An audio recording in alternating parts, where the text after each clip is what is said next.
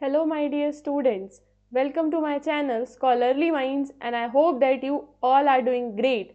इस वीडियो के अंदर हम BHDLA 138 के कुछ इम्पॉर्टेंट क्वेश्चंस को कवर करेंगे जो कि आपके दिसंबर एग्जामिनेशन के लिए one of the most important questions हैं। अगर आपने अभी तक BHDLA 138 का गेस्ट पेपर परचेज नहीं किया है तो आप उसको हमारी वेबसाइट जिसका लिंक आपको मिल जाएगा डिस्क्रिप्शन में, वहाँ से जाके आप यहाँ पे सर्च बार में अपना पेपर कोड सर्च करके अपना गेस्ट पेपर परचेज कर सकते हैं बाय पेइंग ₹49। ओके, इसके अलावा गाइस डिस्क्रिप्शन में आपको हमारा व्हाट्सएप नंबर भी मिल जाएगा तो आप व्हाट्सएप से भी परचेज कर सकते हैं। क्वेश्चन नंबर 1 पे चलेंगे। क्वेश्चन नंबर 1 आपका बहुत ही ज़्यादा इंपॉर्टेंट है और इस वीडियो में मैंने जो भी 3 क्वेश्चंस कवर किए हैं वो एग्जाम के लिए मोस्ट इम्पॉर्टेंट क्वेश्चंस हैं। उसके अलावा आपको हमारे इस पेपर की जो प्लेलिस्ट है वो ज़रूर देखनी चाहिए क्योंकि प्लेलिस्ट के जो मेरे पुराने वीडियोस हैं उनके अंदर मैंने काफ़ी सारे इंपॉर्टेंट क्वेश्चंस को जो भी आपके प्रीवियस ईयर के मोस्ट रिपीटेड क्वेश्चंस थे उन्हें ऑलरेडी कवर किया हुआ है। तो आप अगर सारे वीडियोस को देखोगे तो आपको पास होने से कोई भी नहीं रोक सकता। तो गाइस क्वेश्चन नंबर 1 आपका पूस की रात कहानी से जुड़ा हुआ है और आपको बताना है कि पूस की रात कहानी में किस प्रकार से यथार्थवादी शैली आपको देखने के लिए मिलती है। ओके,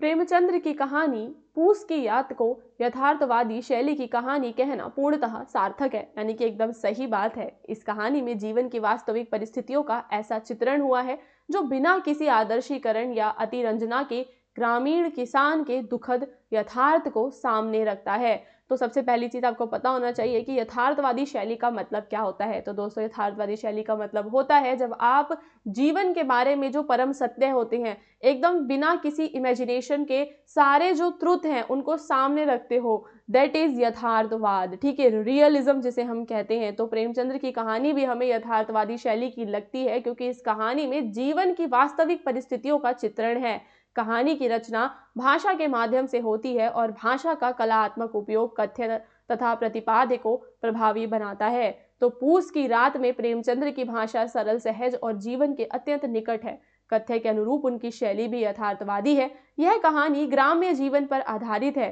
किंतु इसमें प्रेमचंद्र की आरंभिक कहानियों जैसे आदर्शवाद नहीं दिखाई देता। लेखक जीवन यथार्थ को उसी रूप में प्रस्तुत करता है जैसा वह वास्तव में है।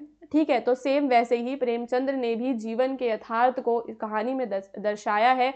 और यथार्थवादी जो शैली है, अगर मैं उसकी प्रमुख विशेषता की बात करूं तो वो क्या होती है कि रचनाकार जीवन की वास्तविकताओं को इस प्रकार उजागर करता है कि पाठक स्वयं बदलाव की आवश्यकता महसूस करे।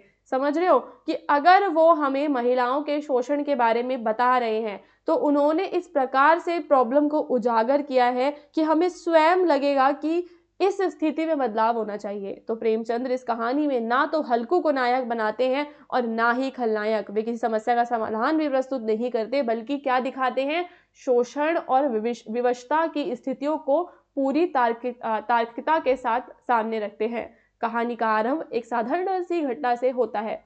ठीक है, कब होता है, जब महाजन कर्ज वसूलने हल्कू के घर आता है और हल्कू कंबल के लिए जोड़े गए 3 रुपए उसे दे देता है। यह घटना आगे की कथा से जुड़कर किसान की आर्थिक व्यवस्था को उजागर करती है। दूसरे प्रसंग में पूस की ठंडी रात, खेत की मड़ैया और हल्कू का ठंड से कांपना पहले प्रसंग से जुड़कर यह प्रश्न उठाता है कि ऐसी खेती का क्या लाभ जिससे किसान की बुनियादी जरूरतें भी पूरी ना हो। समझ रहे हो कितना ज्यादा मतलब सेंसिटिव टॉपिक है जो उन्होंने यहाँ पे उठाया था। तो कहानी के अंत में नील गायों द्वारा खेत नष्ट होने पर भी हल्कू को ना उठना केवल ठंड का परिणाम नहीं है बल्कि यह उसकी उस मानसिक अवस्था का प्रतीक है जहाँ निरंतर शोषण ने उसके भीतर संघर्ष की इच्छा समाप्त कर दी है।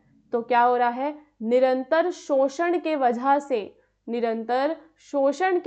से उसके भीतर जो संघर्ष की इच्छा है वो समाप्त हो गई है। यही यथार्थ का भयावह उद्घाटन है। समझ रहे हो, यथार्थ का चित्रण। इस प्रकार पूस की रात में प्रेमचंद्र ने यथार्थ के उद्घाटन द्वारा किसान जीवन की त्रासदी को प्रभावशाली ढंग से प्रस्तुत किया है। यही कारण है कि यह कहानी कथ्य भाषा और शैली तीनों स्तरों पर एक सशक्त यथार्थवादी शैली की कहानी इस सिद्ध होती है। समझ गए? बहुत ही ज़्यादा इंपॉर्टेंट और बहुत ही ज़्यादा सुंदर आंसर है गाइज इसका।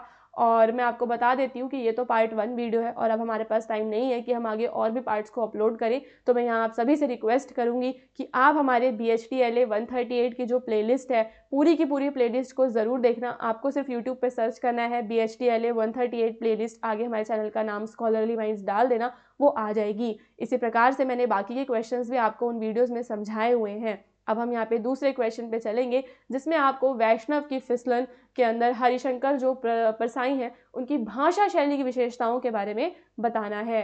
वैष्णव की फिसलन हरिशंकर परसाई का एक सशक्त व्यंग्य निबंध है। क्या है दोस्तों? व्यंग कसने वाला निबंध है, जिसकी भाषा शैली उसकी सबसे बड़ी विशेषता है। इस व्यंग में भाषा और शैली विषय के दबाव के अनुरूप ढली हुई दिखाई देती है तथा व्यंग को तीखा और प्रभावी बनाती है। इसकी प्रमुख भाषा शैली संबंधी विशेषताएं, जैसे कि सबसे ज़्यादा हमें बोलचाल की भाषा देखने के लिए मिलती है।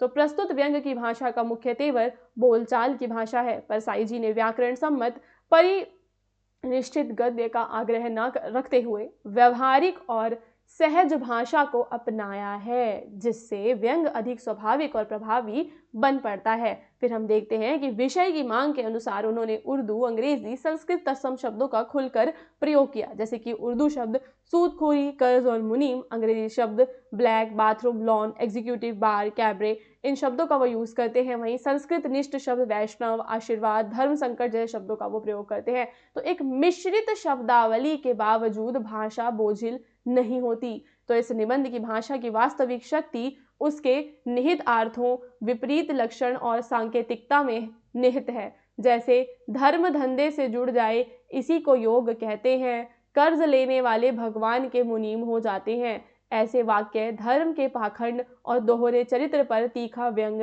करते हैं। परसाई जी की भाषा की लक्षणा और व्यंजना शक्तियों के कुशल प्रयोग द्वारा छिपे हुए अर्थों को उजागर करते हैं।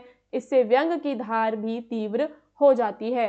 अब हम यहाँ पे देखते हैं कि शैली की अगर मैं बात करूं तो व्यंग आकार व्यक्तित्व है उनका, और शैली है अक्खड़। उनकी शैली निर्भीक, अक्खड़ और प्रहारात्मक है, जो सामाजिक और धार्मिक पाखंड पर सीधा वार करती है।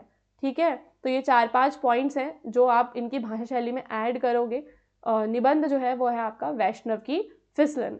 ओके, और एक और लास्ट क्या कि परसाई जी ने परंपरागत, गंभीर और शास्त्रीय निबंध भाषा से हटकर एक नई व्यंग्यात्मक गद्य शैली विकसित की है, जो विचार और चिंतन को अधिक प्रभावी ढंग से व्यक्त करती है। निष्कर्षतः हम कह सकते हैं कि वैष्णव की फिसलन की भाषा शैली व्यंग्य, संकेत, बोलचाल, बहुभाषिकता और व्यंजना शक्ति का उत्कृष्ट उदाहरण है। यही भाषा शैली इस निबंध को शिल्प और अभिव्यक्ति दोनों दृष्टियों से अत्यंत महत्वपूर्ण बनाती है।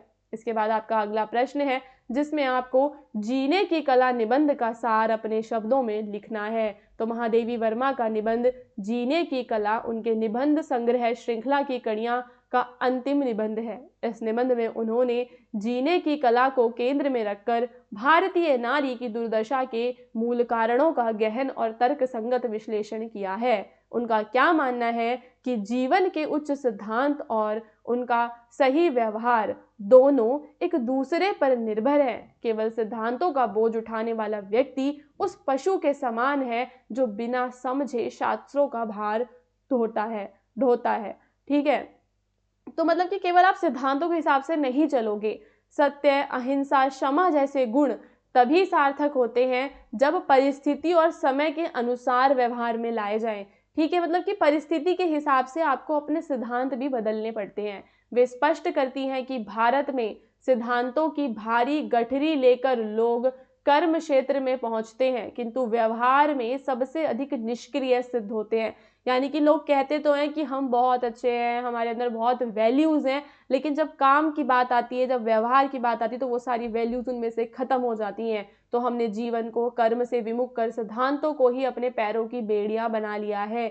यही कारण है कि पूरे समाज में, विशेषकर स्त्रियों के जीवन में जीने की कला का अभाव दिखाई देता है। स्त्रियों ने इस अभिशाप के कारण जो पीड़ा सही है, उसे सहकर भी जीवित रहना उनके लिए गर्व की बात नहीं हो सकती। इसके बाद लेखिका भारतीय नारी की दुर्दशा के सामाजिक, आर्थिक और सांस्कृतिक धार्मिक कारणों पर विचार करती हैं कि आज के समय में अगर भारत की नारी की दुर्दशा हो रखी है तो उसके पीछे कौन कौन से कारण हैं। तो कारणों में वे स्वीकार करती हैं कि भारतीय नारी में सहनशीलता, त्याग और बलिदान जैसे, पवित्रता जैसे गुण विद्यमान हैं जिनसे किसी अन्य देश की नारी पूजनीय बन सकती है। उसी के कारण भारतीय संस्कृति सुरक्षित रह सकी है। आज भी जो महिलाएं हैं वे त्यागमयी माता, पतिव्रता पत्नी और स्नेहमयी बहन और आज्ञाकारिणी पुत्री हैं, परंतु इन सब गुणों के बावजूद उसमें क्या नहीं है दोस्तों, जीने की कला का अभाव है, जीने की कला की कमी है जो इन गुणों को सार्थक बना सके। बाल विवाह और विधवा समस्या पर विचार करते हुए महादेवी वर्मा नारी का अत्यंत करुण चित्र प्रस्तुत करती हैं। कम उम्र में विधवा बनी स्त्री अपने हृदय की सारी इच्छाओं को कुचल देती है और सतीत्व व संयम के नाम पर असहनीय यातनाएं उसको सहनी पड़ती हैं। भारतीय आदर्शों की विडंबना दिखाते हुए लेखिका बताती हैं कि एक ओर नारी को क्या कहा जाता है, अर्धांगिनी, और दूसरी ओर सीता सावित्री जैसे आदर्शों के बोझ के नीचे उसको दबा दिया जाता है। ठीक है कि आदर्शों के नीचे नारियों को दबा दिया जाता है। वह खरीदी गई सेविका की तरह दुराचारी पति की सेवा करती है, पति के आदेश पर अपने सपनों का बलिदान देती है और उपेक्षित होने पर भी पुत्रों का कल्याण चाहती है। तो वो है भारत की नारी। तो महादेवी वर्मा ने नारी को शव कहकर संबोधित किया है। क्यों? क्योंकि वो अन्याय नहीं बल्कि उनकी आक्रोशपूर्ण सहानुभूति का प्रयोग है। शव की तरह जो नारी है वो क्या करती है दोस्तों, अपमान सहती रहती है और विरोध नहीं करती। लेखिका इस निष्क्रियता और जड़ता की प्रशंसा नहीं करती बल्कि वो चाहती है कि नारी इस स्थिति से क्या हो जाए, मुक्त हो जाए, वो जागरूक और सक्रिय बने और आत्मबोध से युक्त बने। इस प्रकार जीने की कला निबंध भारतीय नारी की पीड़ा, शोषण और जड़ता का मार्मिक विश्लेषण करते हुए उसे आत्मसम्मान, चेतना और सक्रिय जीवन की ओर प्रेरित करता है। आई होप कि आपको अच्छे समझ में आ गया होगा। इसके बाद गाइस अब हम मिलेंगे हमारे नेक्स्ट क्लास में। आप मुझे कमेंट करके ज़रूर बताइए कि आपके नेक्स्ट एग्जाम कोड्स कौन कौन से हैं।